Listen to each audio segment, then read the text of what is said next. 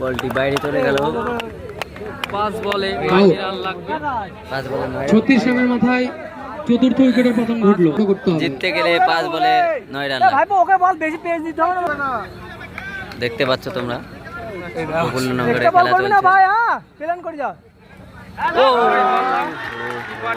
Miss fielding এবং 4 run হয়ে গেল। 4 বলে 5 রান সংগ্রহ করতে হবে। দুর্দান্ত একটি খেলা চলছে দেখতে পাচ্ছেন।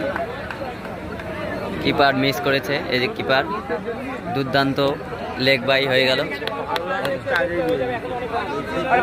চলছে টান টান উত্তেজনাপূর্ণ খেলা। প্রথম রানের প্রথম খেলা বড়বাজার এবং কালীপুর। 4 বলে 5 রান সংগ্রহ করতে হবে। দেখা যাক কি করে।